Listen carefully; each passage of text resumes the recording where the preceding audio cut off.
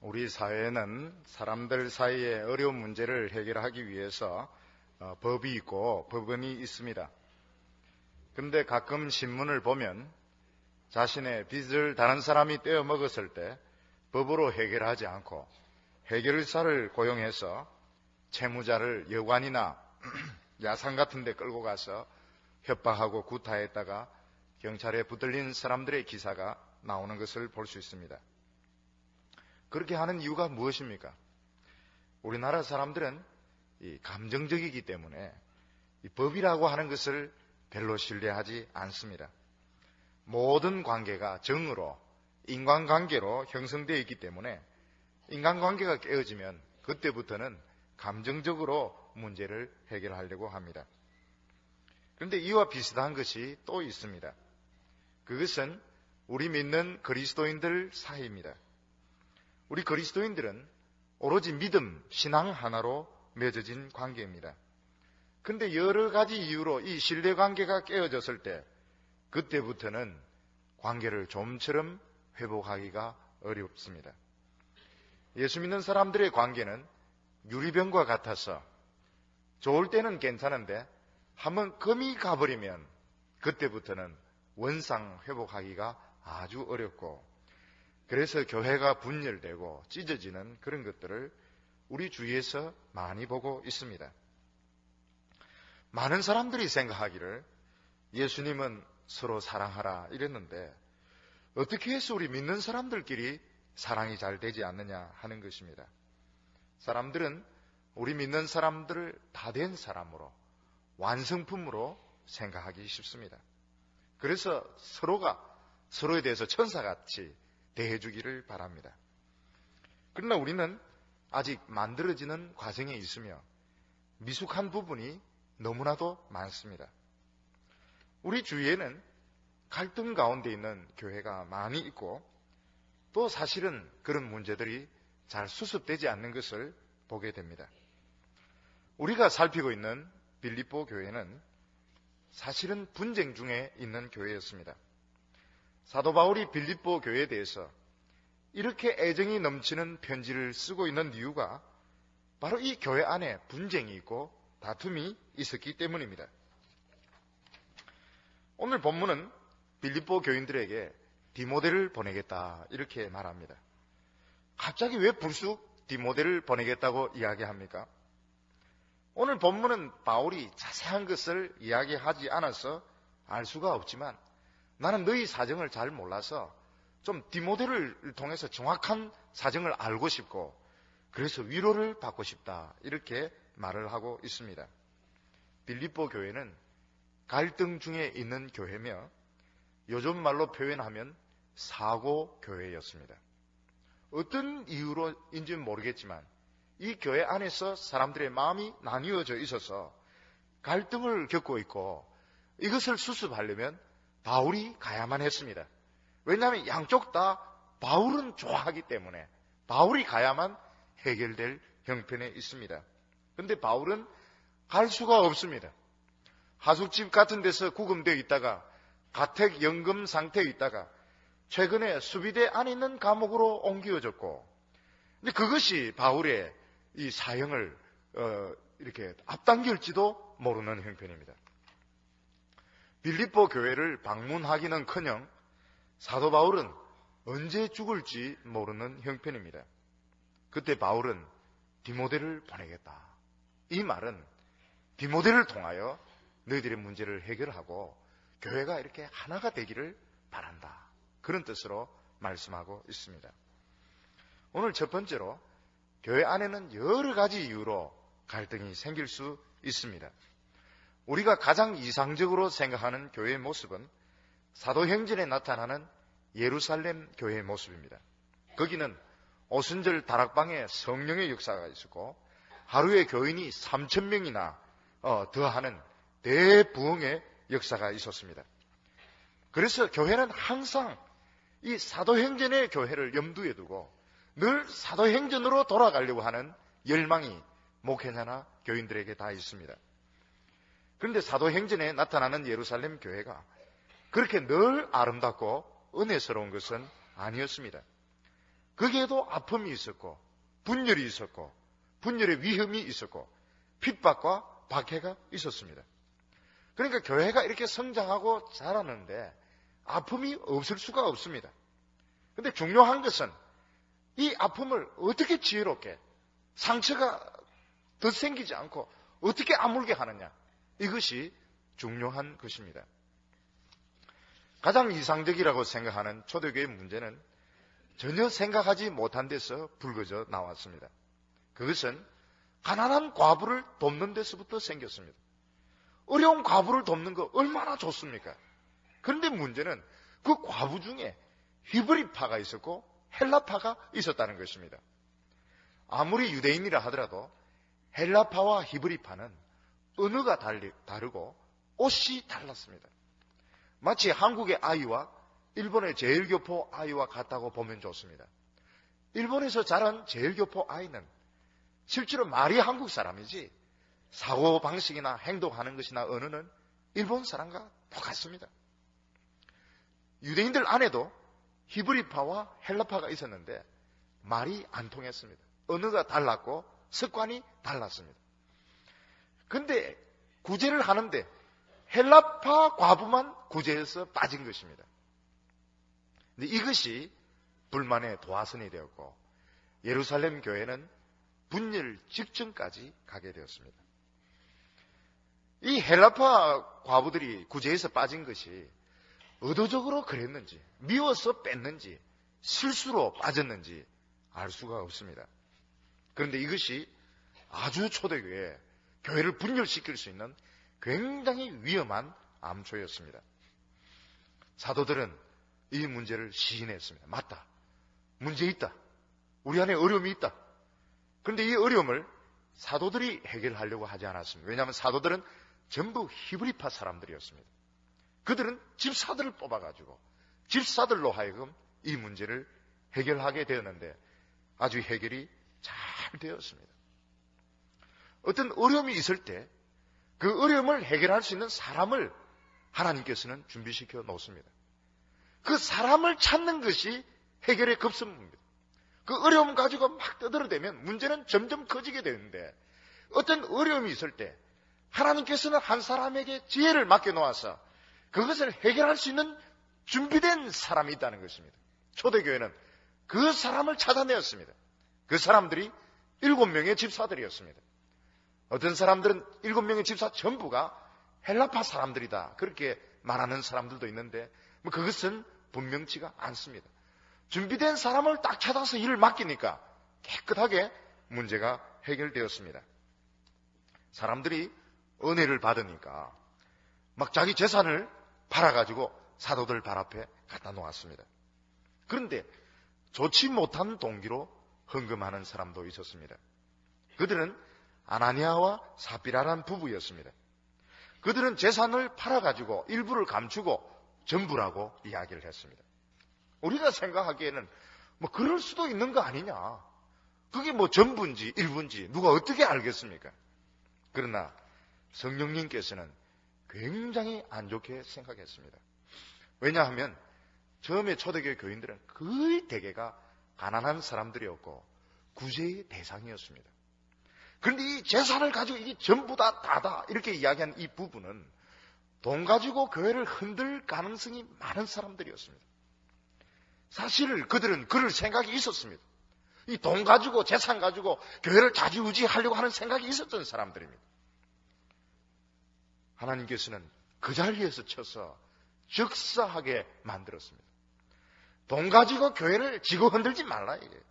교회는 그런 데가 아니라는 것입니다. 그러나 이 헌금하다가 죽은 사람이 있다고 하는 것은 교회에 있어서는 큰 시험거리가 될 수도 있는 것이었습니다. 이 교회가 좀 부흥되려고 하니까 막 핍박이 일어나기 시작했습니다. 대표적인 핍박이 야고보 사도가 붙들려 가서 목베어 죽은 것이었습니다. 그리고 베드로도 잡혀 있다가 천사가 풀어주는 일이 있었습니다. 교회가 막 열심히 기도하고 있으니까 베드로는 풀려 나왔습니다. 그리고 스데반 집사가 순교를 당했는데 스데반 집사의 순교는 예루살렘 교회 핍박의 신호탄과 같은 것이었습니다. 그뿐만 아니고 고넬료라는 이 외국인이 회개하게 되니까 교회 안에서 이런 외국인 이방인들의 지위 문제를 가지고 굉장히 열띤 논쟁이 있었습니다. 거기서 뭐 야고보가 나오고 베드로가 나오고 바울이 나오고 그렇게 해서 결국 진정이 됐습니다.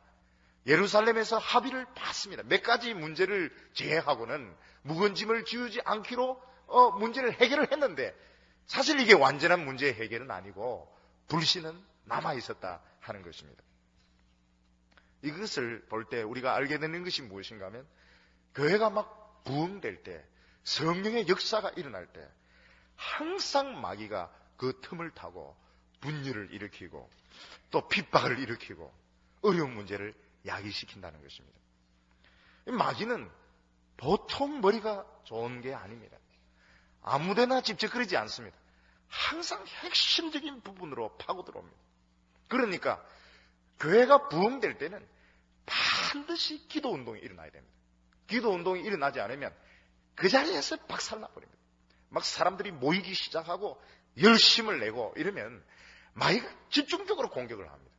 그래서 어떻게 되는가 하면 항상 기도해야 됩니다. 뜨겁게 기도해야 됩니다. 그리고 서로에 대해서 겸손하고 함부로 판단하지 않도록 굉장히 주의해야 됩니다. 그렇지 않으면 될 거 아닌 것으로 교회가 막 가루가 되어서 흩어질 위험이 많이 있습니다. 복음이 이방 지역에 전거되니까 예루살렘하고 또 다른 문제가 생기기 시작했습니다. 이것은 복음과 이 문화적인 문제의 충돌, 문화적인 충돌의 문제였고 또 교리의 변질의 문제가 있었습니다. 에베소 교회는 이방인과 유대인 사이의 갈등이었습니다. 유대인과 이방인이 같은 교회에 있는데 유대인과 이방인의 갈등은 200년 된 문제가 아니었습니다. 1000년이 넘는 문제입니다. 예루살렘 성전에 가면 이방인이 넘어갈 수 없는 구역이 있고 거기에 뭐라고 적혀 있는가 하면 여기를 넘어가는 이방인은 고통스러운 죽음을 당할 것이다. 이런 팻말이 있는데 이 팻말이 이방인과 유대인을 갈라놓는 상징으로 보았습니다. 같은 교회 안에 유대인도 있고 이방인도 있는데 생각하는 것이나 행동하는 것이 완전히 틀린 겁니다. 이거 어떻게 하나로 만들 수 있습니까? 사도 바울은 예수 그리스도의 십자가가 이 담을 없앴다는 것입니다. 그리고 새로운 윤리, 유대인 윤리도 아니고 이방인 윤리도 아니고 새로운 윤리로 나가야 된다. 그것을 선포하고 있는 것이 사실은 에베소서입니다. 갈라디아서 같은 경우에는 갈등이 있어야 되는데 갈등이 없는 경우입니다. 그 이유가 무엇입니까? 한꺼번에 나눠져기 때문입니다. 이방인 신자들에게 있어서 가장 매력적인 것은 유대교의 전통이었습니다. 아주 오래된 영성, 전통, 할례 거기에 다 넘어가 버렸습니다. 그래서 사도 바울은 너희를 위해서 다시 해산하는 수고를 하겠다 이렇게 이야기하는데 복음을 다시 전하겠다는 것입니다. 그리고 너희를 어지럽게 하는 자들을 베어버리기를 원하노라. 다시 말해서 유대주의자들과 과감하게 단절해라. 그런 식으로 말하고 있습니다. 고린도 교회가 겪었던 문제는 오늘 현대 교회가 겪는 문제와 비슷했습니다. 고린도 교인들의 사고방식은 대단히 자유스러웠습니다. 그래서 누구에게도 제한당하는 것을 싫어하고 간섭받는 것을 싫어하고 자유다. 이건 내 자유다. 그것을 강조했습니다. 제사 음식 먹어도 된다는 것입니다. 그리고 믿지 않는 사람과의 어떤 결혼의 문제라든지 또 여러 가지 어떤 우상숭배적인 습관들 자유라는 것입니다.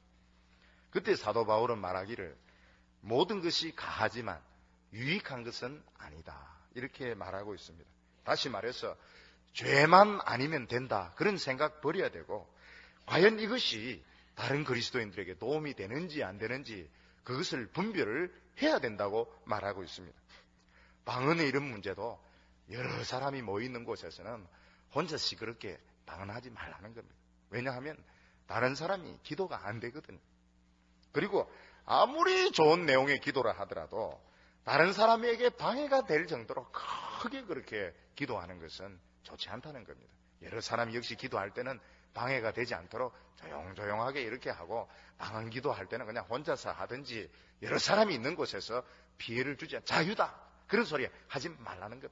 가하나 유익한 것은 아니요. 이렇게 편지를 보내고 있습니다. 빌립보 교회의 그럼 갈등은 무엇이겠습니까? 빌립보 교회 문제를 사도 바울이 워낙 조심스럽게 접근하고 있기 때문에 우리는 알기가 어렵습니다. 제가 보기에 전혀 이질적인 사람들이 이 교회에 섞여 있어서 만들어내는 갈등이라고 생각합니다. 처음에 바울이 빌립보에 갔을 때 바울을 환영했던 사람이 있습니다. 그는 자주장사, 아주 비싼 자주장사 루디아라는 여자였습니다. 이 사람은 유대인은 아닌데 유대교에 깊은 관심을 가지고 있었고 율법을 배우고 관심을 가진 사람이었습니다. 그는 베드로를 청해서 바울을 청해서 계속 복음을 들었는데 이 여자는 돈이 많은 여자였습니다. 또 거기에 어떤 여자가 있었는가 하면 귀신이 들려서 점을 치는 여자아이가 있었는데 바울이 귀신을 쫓아내었습니다. 그 여자가, 노예가 예수를 믿었다는 말은 없지만 예수를 믿었을 가능성이 굉장히 높습니다. 이 여자는 노예였습니다. 그리고 점치는 여자였습니다. 그뿐만 아니라 바울이 감옥에 갇혔을 때 이 바울이 도망을 친 줄 알고 자결을 하려고 했던 간수가 있었습니다. 그런데 이 간수가 바울이 도망치지 않은 것을 보고 무릎을 꿇고 어떻게 하면 구원을 얻겠느냐 이렇게 하니까 이 주 예수를 믿어라. 그러면 너와 내 집이 구원을 얻으리라. 그래서 그 온 식구들이 세례를 받고 예수를 믿습니다. 그러니까 이 빌립보 교회는 처음 구성원이 아주 돈이 많은 여자, 그리고 노예 출신의 이 비치는 여자, 그리고 관료 출신, 이런 간수 출신의 사람, 그리고 그의 가족, 전혀 이질적인 사람들이 모여서 빌립보 교회를 구성한 것입니다. 전에 제가 한번 외국의 어느 한인 교회를 가니까 세 부류의 구성원이 있었습니다. 하나는 교민들이었습니다. 이 교민들은 되게 어렵게 살고 있었습니다. 그들이 하는 주업은 여행사라든지 아니면 한국인을 대상으로 한 식당을 경영하고 있었습니다. 거기에 비해서 또 다른 한 부류의 사람들이 있었는데 그들은 상사 주재원들이었습니다. 이 상사 주재원들은 주로 귀족적인 생활을 하고 있었습니다. 집도 아주 비싼 집을 얻고 또 시간 나면 골프를 치고 신앙은 거의 없는, 있는 사람도 있지만 거의 신앙은 없고 주로 골프를 치는 이런 사람들입니다. 거기에 비해서 또 한 부류는 무엇인가 하면 유학생 부류였습니다. 그들은 가난하지만 학벌이 굉장히 높았습니다. 그리고 이 학벌에 대한 프라이드가 대단함, 지적 수준이 아주 높았습니다. 그러니까 거기는 딱 세 부류가 있는데 교민들은 주로 학벌이 낮습니다. 그리고 조금씩 이제 기반을 잡아가는 사람들이고 주재원은 기반은 없지만은 이 회사에서 주는 돈을 가지고 아주 좋은 집에서 골프를 치고, 그리고 이 학생들은 가난하지만 굉장히 지적 수준이 높고 명문대학교 출신이고, 요 세 부류가 교회에 딱 이렇게 모여 있으니까 의견이 하나가 되는데 굉장히 어렵더라고요. 교민들은 생각하는 게 우리가 지금 큰 기반을 잡아가고 있는데 왜 우리가 유학생들을 도와줘야 되느냐. 유학생들이 막 들어와가지고 이렇게 하는데 왜 우리가 유학생들 뒤시다 그를 해줘야 되느냐. 그때 목사님이 하신 말씀이 우리는 이 유학생들을 키워서 보내는 것이 우리의 사명으로 생각해야 합니다. 그걸 어렵게 생각해서는 안 됩니다. 우리는 이 유학생들을 자녀로 생각해서 키우십시다. 그렇게 하니까 나이 드신 교민들이 동의를 해요. 맞아. 이 사람들 우리가 키워서 한국에 보내자. 그러니까 이제 교민들하고는 상사 주재원하고는 진짜 이 하나 되기 어려운 사람들입니다. 벌써 생활하는 스타일이 달라요. 그럴 때 작은 문제가 하나 불거지면 이게 깨어지는 것이죠. 교회는 하나 되기는 굉장히 어려워도 깨는 것은 너무너무 쉽습니다. 빌립보 교회의 문제는 아마 이런 문제인 것 같습니다. 사도 바울이 끝내 이야기를 안 합니다. 이 빌립보 교회가 분쟁 중에 있는 교회며 사고 교회다 하는 것 자체를 주석가들이 거의 모릅니다. 왜냐하면 너무 조심스럽게 접근을 하고 있기 때문에. 그런데 제가 보기에는 서로 전혀 다른 이질적인 사람들, 루디아 같은 사람은 아주 돈이 많은 이 예의가 있는 귀부인이죠. 아주 귀부인이고, 복음에 대해서도 아주 뜨겁고, 선교에 대해서 헌신적인, 모든 것이 준비되어 있는 유대인만 아닐 뿐이지, 그러니까 복음에 있어서는 최고로 적합한 사람들입니다. 그런데 이런 노예청의 이런 여자는 열등감도 많고 소외감도 느끼고 조금만 하면 막 섭섭한 거예요. 그리고 이제 이쪽에 이 간수 출신은 밀붙여 군대식으로 이렇게 하니까 이 속에서 사실은 갈등이 생길 여지가 있었습니다. 우리가 생각해야 될 것이 무엇인가 하면 우리는 완성품으로 모인 사람들이 아닙니다. 우리는 예수가 아니면 서로 알아야 될 이유도 없는 사람들입니다. 서로에 대해서 관심을 가질 필요가 없는 사람들입니다. 예수가 우리를 한자리로 모아놨거든요. 그래서 생각해야 되는 것이 무엇인가 하면 깨는 것은 너무 쉽다는 거예요. 깨는 것은 너무 쉬운데 하나 되게 하는 것은 굉장히 어렵다. 굉장히 어렵다. 그래서 좋을 때 잘해야 됩니다. 좋을 때. 서로 관계가 아주 좋을 때 예의 바르게 그리고 조심스럽게 이렇게 해서 어떻게 하든 금이 안 가도록 해야지. 한번 금이 생겨버리면 이 뭐 본드를 붙이고 강력 접착제를 붙이고 이래도 이 크리스찬 사이에 한번 신뢰가 간 것은 잘 안 붙습니다. 우리가 생각해야 될 것이 무엇입니까? 교회가 막 성장하고 부흥할 때는 갈등과 긴장이 없을 수 없다는 거예요. 근데 중요한 것은 이것이 찻잔 속에 태풍이 돼야지.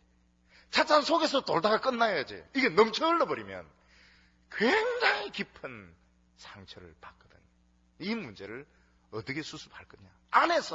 안에서 논쟁을 불리다가 수습해버리면 되는데 이게 넘쳐 흘러버렸을 때 이게 이제 밖으로 불이 붙어서 불이 확산되었을 때는 굉장한 피해를 서로가 입게 되고 교회가 깨어지는 아픔을 안게 됩니다. 오늘 두 번째로 사도 바울은 이 문제를 위해서 디모데를 보냅니다. 바울이 생각하고 있는 확신이 무엇인가 하면 교회 안에 어떤 어려움이 있을 때 그 어려움을 해결할 수 있는 적합한 인물이 있다는 거예요. 그러니까 섣불리 해결하려고 뛰어들지 말고 잠깐 잠재시켜 놓고 기도하면서 적합한 사람을 찾자는 거예요.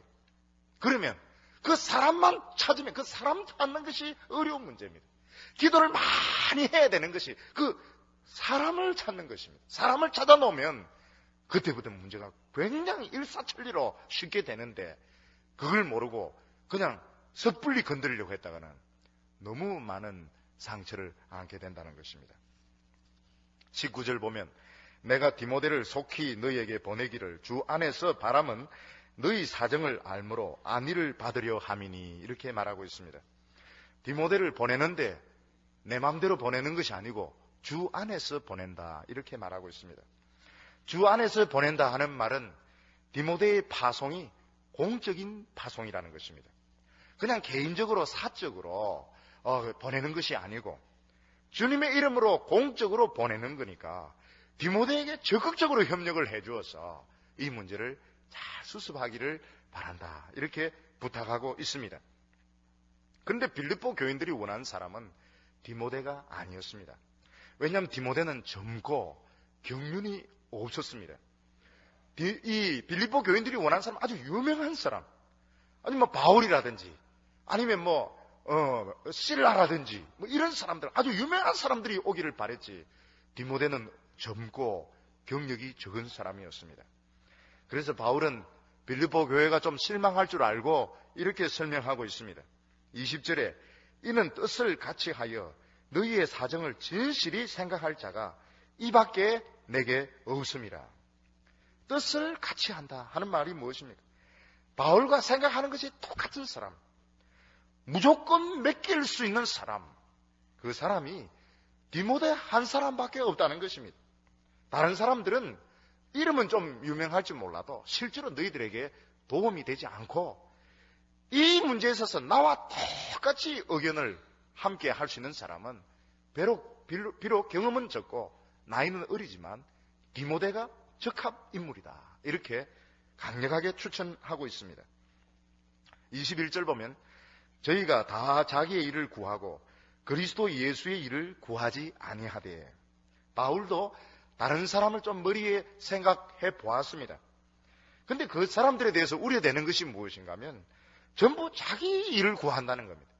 빌립보 교회 어려움을 통해서 자기가 덕을 보려고 하고 자기 자리나 차지하려고 하고 자기 유익을 구하려고 하기 때문에 바울은 그런 사람은 믿을 수가 없고 디모데가 적합한 인물이다. 이렇게 청구를 합니다. 22절 보면 디모데의 연단을 너희가 안 하니 자식이 아비에게 함같이 나와 함께 복음을 위하여 수고하였느니라. 디모데가 지금까지 한 것이 무엇입니까? 꼭 아들이 아버지에게 하듯이 그렇게 순종을 했다는 것입니다. 다시 말해서 디모데는 바울이 복음을 전한 곳에 문제가 생기기만 하면 꼭 친자식처럼 그곳에 가가지고 그 분쟁 지역에 뛰어들어가서 위로해주고 문제를 해결해주는 그런 일을 디모데가 도맡아서 했다는 뜻입니다. 바울에게 있어서는 바로 이런 영적인 아들이 있었습니다. 바울은 복음을 전하고 난 후에 오래 있을 수가 없었습니다. 그는 계속 돌아다녀야만 했는데 조금 복음을 전하고 떠나니까 문제가 생기고 또 문제가 생기고 계속 문제가 터졌습니다.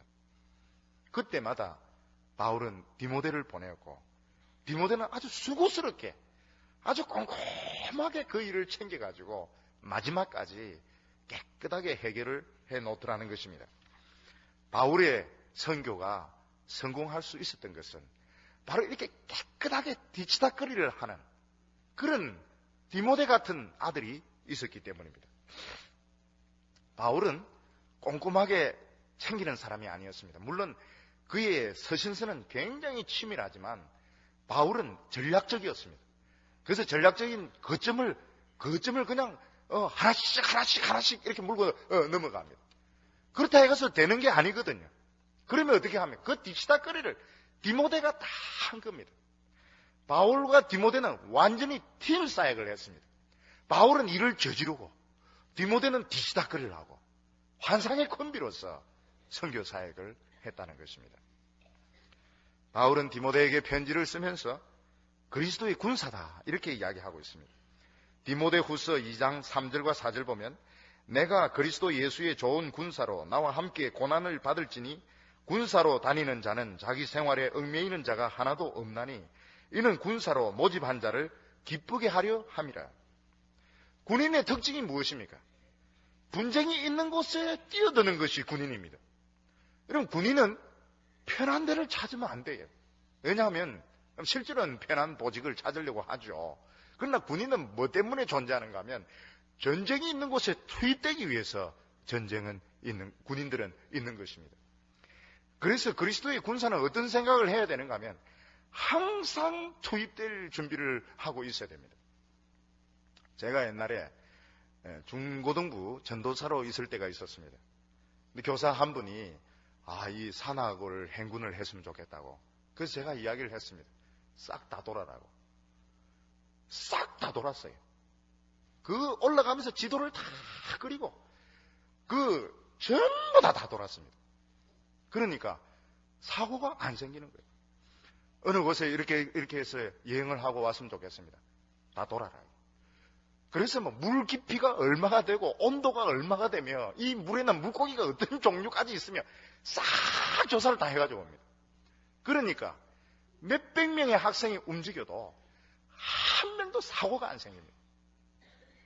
근데 어떤 사람인데 시켜놓으니까 대충 보고 그려왔습니다. 근데 틀렸어요. 애들이 찢어지기 시작하는데 그 애들 찾는데 하루 종일 걸렸습니다. 그러니까 어떤 사람은 발로 뛰어야 되거든요.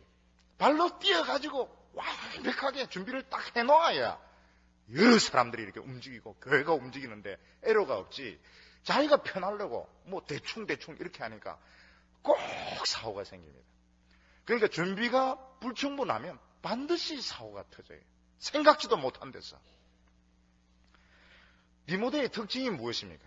디모데는 바울이 돌아. 그러면 전부 다 도는 겁니다. 실제로 걸어가지고. 실제로 걸어서 이곳에서 저 도시로, 저 도시에서 이 도시로.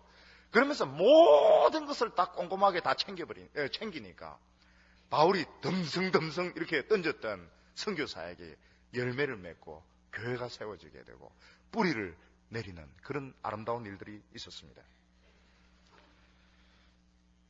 바울은 디모데가 빌립보 교인들에게 만족이 되지 않을 것을 알고 있습니다. 왜냐하면 빌립보 교인들은 바울이 오기를 바라고 있습니다. 아니면 바울 레벨의 아볼로 같은 사람, 그런 사람 와주기를 바라는데 바울은 실질적인 사람 필요하다는 거예요. 23절과 24절 보면 그러므로 내가 내 일이 어떻게 될 것을 보아서 곧 이 사람 보내기를 바라고 나도 속히 가기를 주 안에서 확신하노라. 빌립보 교인들을 좀 달랩니다. 빌립보 교인들은 당신이 와야지 왜 이 디모데 같은 사람을 보내냐고 그렇게 하니까 사실은 내가 가고 싶은데 시위대 감옥으로 옮겨지면서 언제 죽을지 모르겠다는 거예요. 그래서 내가 만약 빨리 죽어버리면 디모데에게 더 중요한 것을 맡겨야 되니까 디모데를 못 보내겠고 만약 내 재판이 연기되면 디모데를 보내겠고 석방되면 나도 뒤따라 갈 테니까 이 디모데하고 협력해가지고 문제를 깨끗하게 처리하라. 이것이 바울이 빌립보 교인들에게 맡긴 부탁이었습니다. 우리나라에 처음 와서 복음을 전한 선교사들은 20대 초반의 사람들이었습니다. 굉장히 젊은 청년들이 우리나라에 와서 열정 하나로 복음을 전했습니다. 그런데 그들의 문제가 무엇인가 하면 경험이 없었습니다. 그래서 그들은 이 한국 교회를 어떻게 자립을 시키고 어떻게 한국 교회를 부흥시킬 것인지 자기들은 너무 경험이 없으니까 중국에서 아주 노련한 아주 많은 경험을 가진 네비우스라는 사람을 초청해서 네비우스로부터 배웠습니다. 그때 네비우스는 한 몇 가지 중요한 조언을 했는데 그것을 네비우스 선교 정책이라 이렇게 말하고 오늘까지 한국 교회가 부흥하는데 중요한 뼈대가 되어 왔습니다. 그 첫 번째가 무엇인가 하면 한국 교회는 성경 공부를 가지고 부흥시키라는 것입니다. 그래서 이 한국 교회의 성경 공부는 처음부터 아주 유명합니다. 성경 공부 사경에 아주 유명합니다. 이 사경회 하면 어떻습니까? 아예 그냥 이불을 싸들고 와가지고 교회에서 막 자면서 막 예배를 드리고 부흥회를 참석하고 뭐 병도 나아버리고 기적도 일어나고. 그래서 이 한국 교회의 부흥의 역사는 이 성경 공부, 바이블 스터디, 그 다음에 이 설교, 아주 성경적인 설교. 처음에 그 전도사를 조사라고 했는데 이 조사들의 설교가 굉장한 강의 설교였습니다. 뭐 엉터리 예화 이런 거 설교 축에도 못 들어요. 그냥 성경 가지고 하나 아주 딱딱한 그런 설교를 한국 교회는 굉장히 사랑했습니다. 너무너무 사랑했습니다. 그래서 옛날에 돌아가신 목사님들 보면 강의 설교를 굉장히 잘하십니다. 아주 성경 가지고 능통하게, 성경 박사는 아니고 학벌은 대단하지 않지만 성경 하나만큼은 분명하게 가르쳤습니다. 그러니까 한국 교회가 부흥되는 기초를 얻게 되었고, 또 하나는 무엇인가 하면 재정을 지원해주지 말라는 겁니다. 스스로 자립시키라는 것입니다. 그래서 한국 교회는 몇 명만 모이면 지원을 끊어버립니다. 그리고 교인들이 막 흙으로 벽돌을 만들고 그 위에 지프로 이어가지고 교회를 자기들이 지은 거예요. 그러니까 결국은 장로 제도로 나가는데, 장로는 내 교회니까 장로들이 내 교회다. 그러니까 교회에 대해서 막 책임을 지는 거예요. 교회에 대해서 재정적으로 책임을 지는 겁니다. 이게 이제 한국 교회의 부흥을 가져온 것입니다. 여러분, 이게 우리인데도 동일합니다. 지금 저희들 교회가 하고 있는 게 또 그겁니다. 지금 기도 운동 하고 있습니다. 기도 운동. 이 기도 안 하면 오래 가지 않습니다. 약간 반짝하다가 시들은 거 가지고는 대구가 꿈쩍도 안 합니다. 대구는 진짜 곰탱이 같아요. 진짜 꿈쩍도 안 합니다. 뭐 약간 끌고 가지고는 기대도 안 가요. 지속적으로 기도로 끝장을 내야 돼. 이 곰을 죽이든 살리든. 이 굉장합니다. 어쩌면은 코뿔 쏜지도 몰라요. 뭐 움직이질 않아요. 그래서 대구에 와가지고 이렇게 반짝하던 사람들 100% 실패합니다. 그 이유가 뭡니까? 곰탱이거든요. 안 움직인다고요. 이게 뭐 하루 이틀 해가지고 끝날 문제가 아닙니다. 그리고 어떻게 합니까? 깊은 설교를 원해요. 아주 깊이 있는, 영혼을 휘어잡는 아주 깊이 있는 말씀을 원합니다. 그뿐만 아니라 이 재정적인 문제를 분명히 해야 됩니다. 여러분, 교회에서 교인들을 너무 도와주는 거 좋지 않아요. 어떻게 하든 자기 돈으로, 자기 돈 쓰게 해야 됩니다. 주일학교도 너무 교회에서 예산이 이렇게 많이 배정되는데, 저는 사실은 내년 되면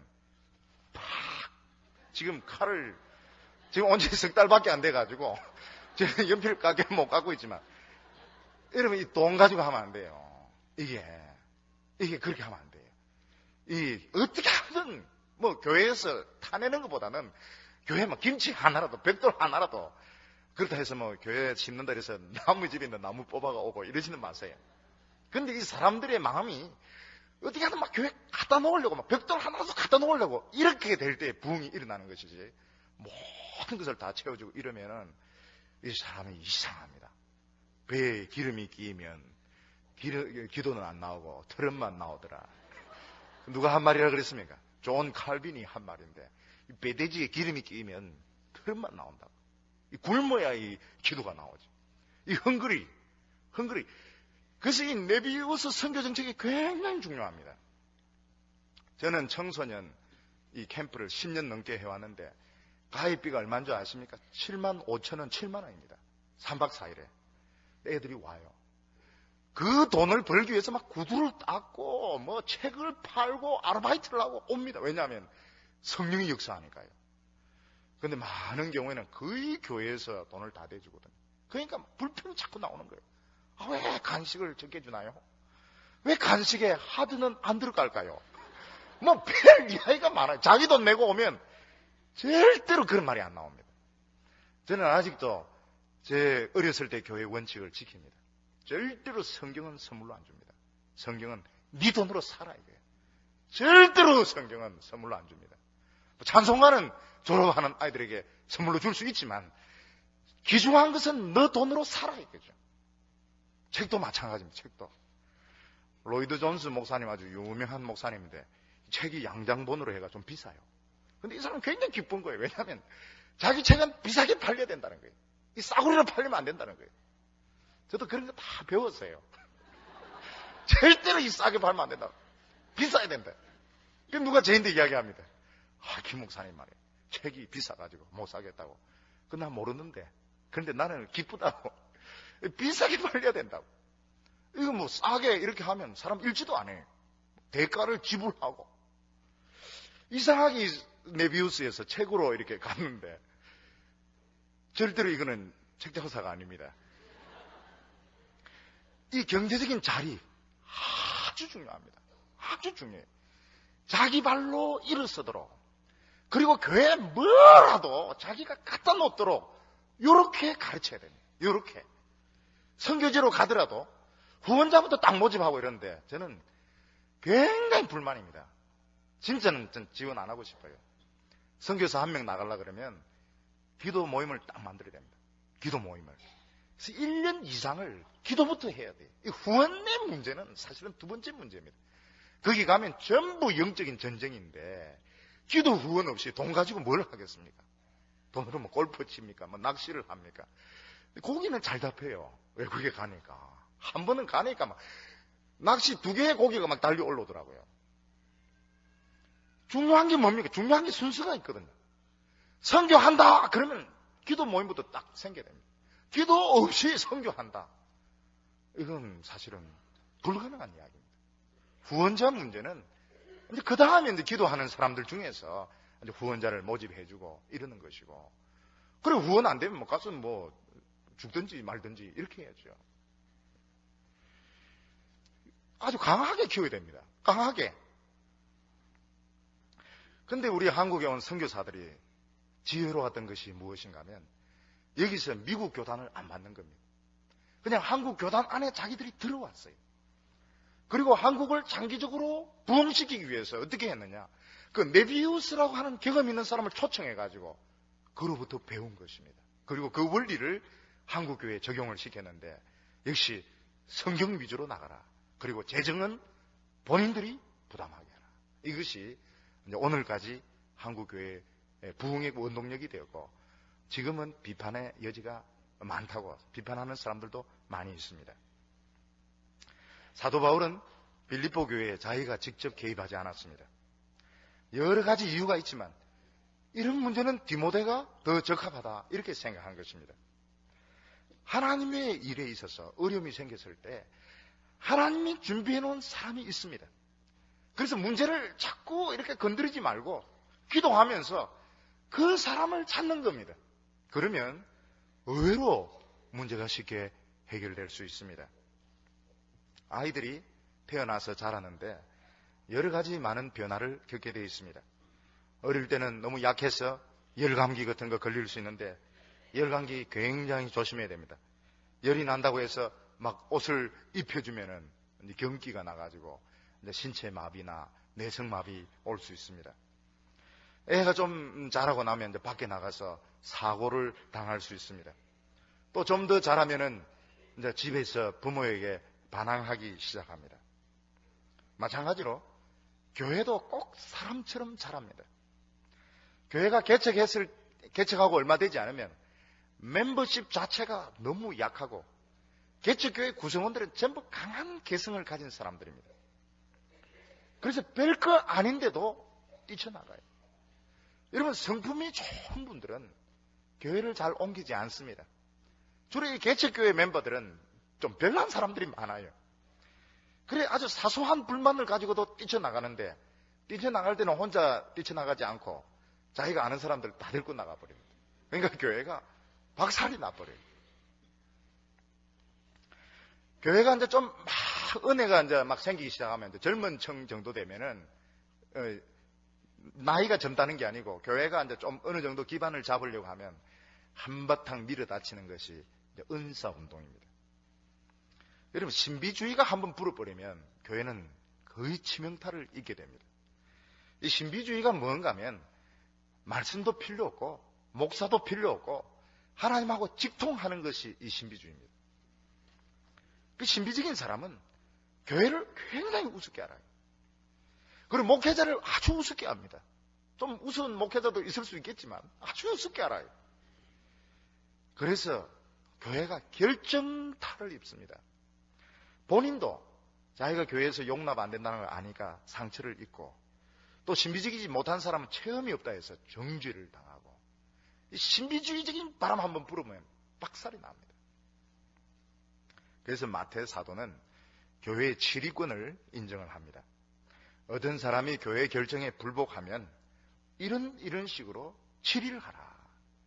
처음에는 개인적으로 찾아가서 권면을 하고 그래도 개인적인 권면도 안 들으면 정인을 데리고 가고 그래도 안 되면 교회에서 결정해서 이방인으로 취급해라. 기도해 주지 마라. 그런 식으로 말하고 있습니다. 저는 대략 한 4가지로 나누어서 이 사태를 파악을 합니다. 우선 어떤 질병이라든지 가족의 사별이라든지 실직이라든지 사업의 실패를 겪어서 어려움을 겪고 있는 사람, 그런 사람들은 찾아가야 됩니다. 왜냐하면 그 어떤 식구 중에 한 사람이 아프다고 하는 건 무거운 짐입니다. 집에 중환자가 있다. 온 식구들의 마음이 납덩이처럼 무겁습니다. 사업에 실패했다. 굉장히 마음이 무겁습니다. 특히 이 사별의 문제, 이 여성이 남편을 잃었을 때 이 사별, 사실은 이 경제적인 문제, 심리적인 문제, 앞으로 애들을 키워야 되는 문제, 그냥 문제가 한꺼번에 생기거든요. 그럴 때는 찾아가서 같이 있어주는 것만 해도 무거운 짐을 좀 나누어 질 수가 있습니다. 앞으로 어떻게 되든지 간에 짐을 좀 나누어지고 관심을 가져주는 것 자체가 위로가 됩니다. 그런데 어떤 교리적인 혼동을 겪고 있다든지 진로 문제에 대해서 어려움을 겪고 있다든지 이 결혼 문제에 대해서 잘 모르고 있을 때는 책망보다는 자세히 가르쳐주는 것이 필요합니다. 그리고 교회에서 평소에 그런 부분에 대해서 많이 가르쳐 주는 것이 좋습니다. 대개 교회가 이렇게 큰 시험에 드는 것은 가르치는 부분에 있어서 안일한 교회가 되게 그렇습니다. 그래서 그런 문제는 차근차근하게 가르쳐주면 막 썩낼 필요가 없습니다. 아, 요거는 요거고, 저거는 저거고, 요거가 요거는 요런 차이가 있다고. 그러면, 내가 그거 몰랐다고. 굉장히 감사하다. 이러면서 문제가 해결되어져 버립니다. 대구에는 별 그런 피해가 없을 텐데, 서울에는 그 JMS라고, JMS, 정명석이라고. 젊은 대학생들에게 얼마나 많은 피해를 줬는지 모릅니다. 그 통일교회에서 나온 것으로 생각이 되는데, 남학생들을 전도할 때는 막 예쁜 여학생들 보냅니다. 또 여학생들 전도할 때는 막 멋있는 남자들 보냅니다. 그러니까 막 이래 아름다운 여자가 믿는데 진리지 이러면서 다 따라오는 거예요. 또 여자들은 막 이런 오빠가 믿는데 이건 믿어야 돼 그러면서 따라오는 거예요. 얼마나 나쁜 놈인지 몰라요. JMS 아주 나쁜 놈입니다. 그런 거 제가 가르친 청년 중에도 하나가 거기에 걸려들었어요. 학생인데. 그래서 자세하게 가르쳐 주니까 막 긴가민가 하다가 딱 중심을 잡더라고요. 여러분, 이단에 빠지거나 죄에 빠질 때는 이 그냥 대충 넘어가면 안 됩니다. 이거는 요절을 내야 돼요. 이거는 대결을 해야 됩니다. 여러분, 이단은 이거 그냥 넘어가면 안 돼요. 이거 거짓된 이거 신앙에 물들려고 한다. 그러면은 죽을래 살래?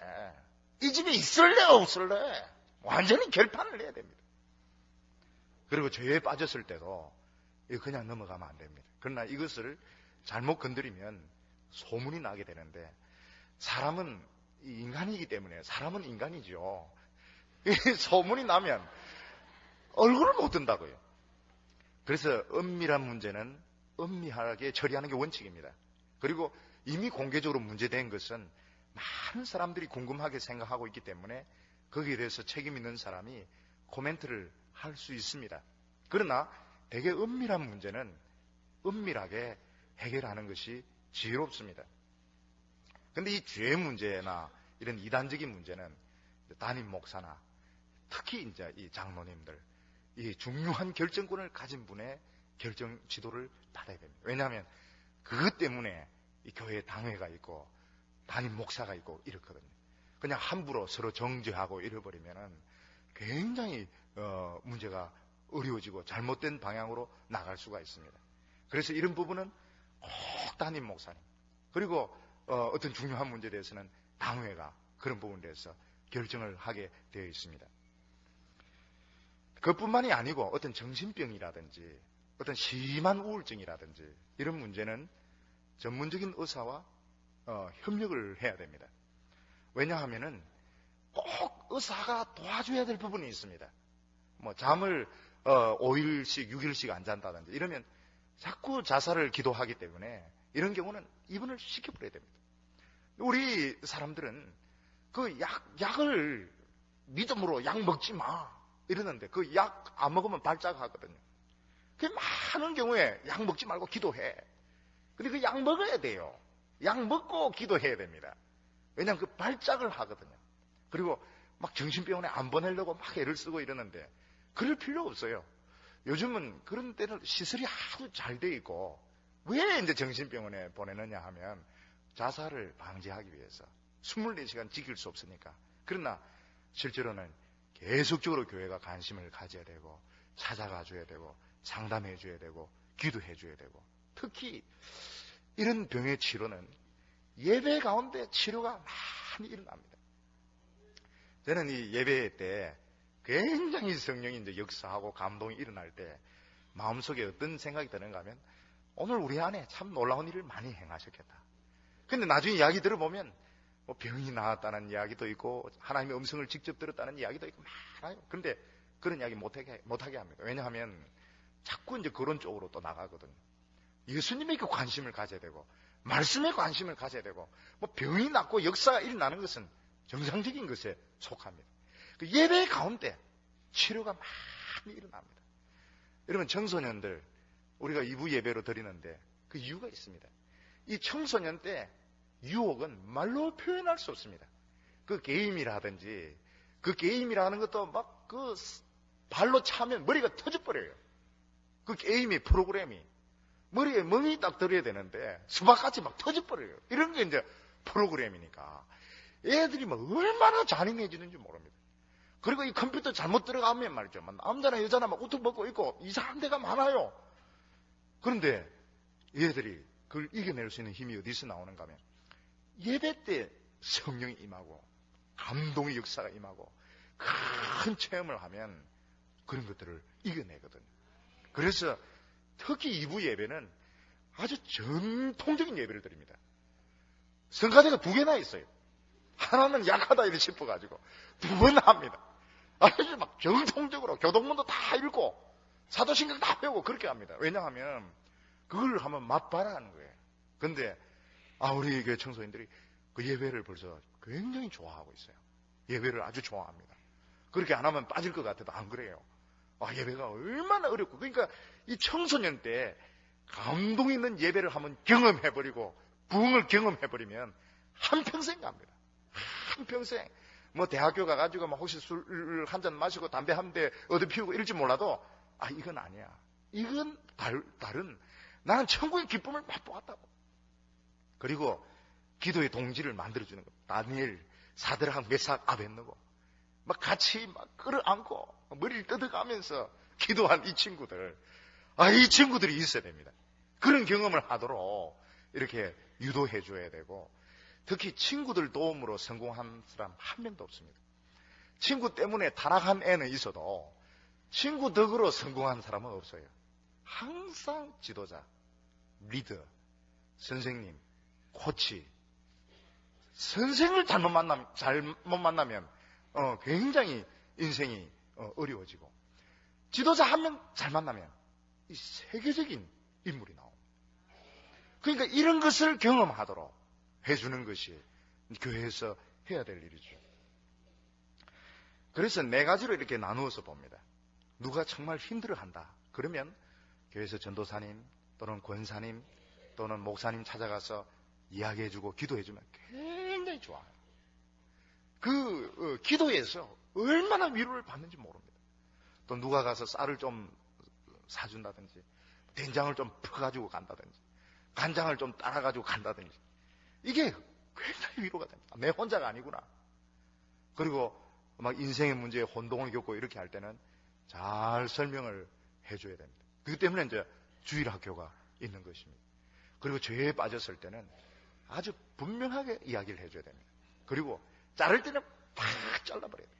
봐주면 안 돼요. 봐주면 안 돼요. 그냥 자를 때는 꽉 잘라버려야 돼요. 그래야 나중에 다시 회개하고 올 가능성이 많습니다. 그것은 뭐 우유부단하고 여기서 뭐 아버지가 누구고 엄마가 누구고 이렇게 해버리면 애 잡아버려요. 자를 때는 꽉 잘라버려야 됩니다. 그리고 주의를 줄 때는 막 눈물 펑펑 쏟을 정도로 불러가지고 니 죽을래 살래? 니 죽으라고 니 지금 이렇게 하고 있나?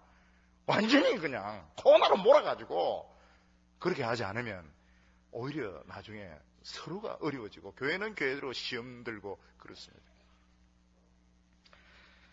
여러분, 빌립보 교회의 문제는 이런 문제보다는 감정적인 문제였던 것 같습니다. 이 감정적인 문제는 철저하게 시간이 필요합니다. 사람은 시간이 필요해요. 아무리 이성적으로 이렇게 옳은 것 같아도 감정이 안 따라오기 때문에 해결이 안 됩니다. 그래서 시간이 꼭 필요합니다. 어떤 감정적인 문제는 바로 해결하려고 하지 말고 조금 시간을 두고 감정이 누그러질 때까지 좀 기다리고 이렇게 하는 것이 좋습니다.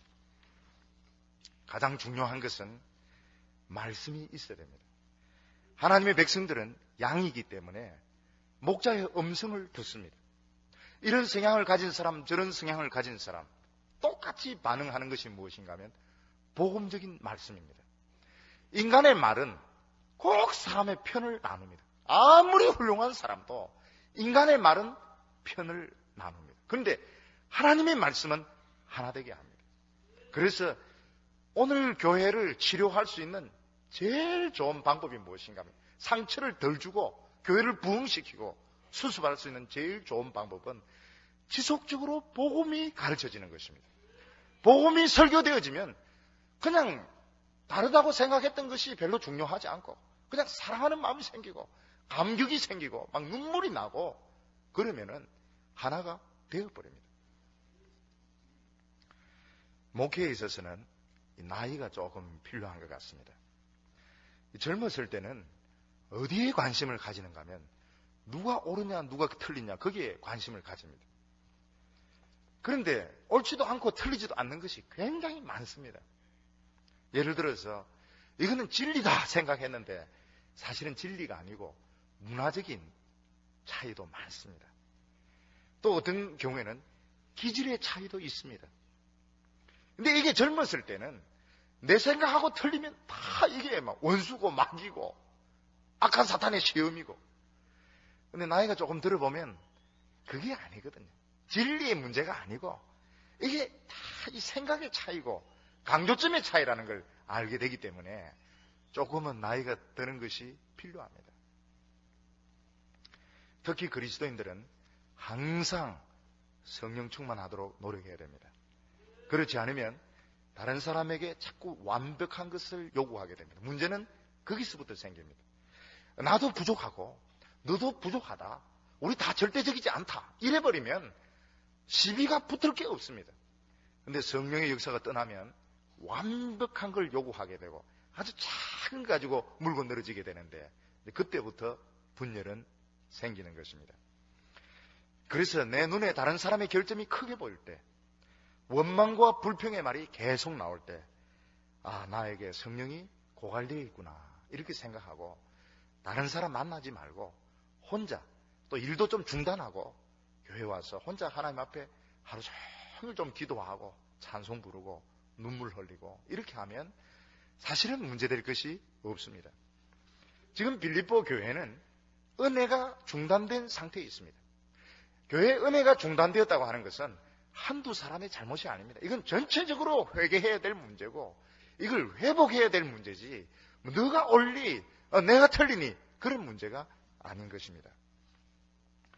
여러분, 그리스도인들이 성장할 때, 또 교회가 성장할 때 여러 가지 문제가 생길 수 있습니다. 중요한 것은 그것이 필요한 거지만 찻잔을 벗어나면 안 된다는 겁니다. 찻잔 안에 태풍이 돼야지, 그 안에서 돌다가 말아야 되지.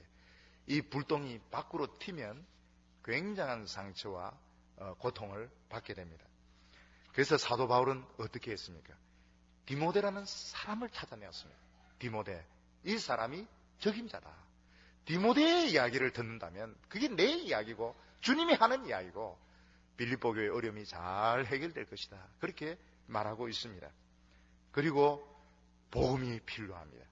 교회를 치료하는 것은 복음밖에 없습니다. 복음은 모든 사람들이 은혜를 받습니다.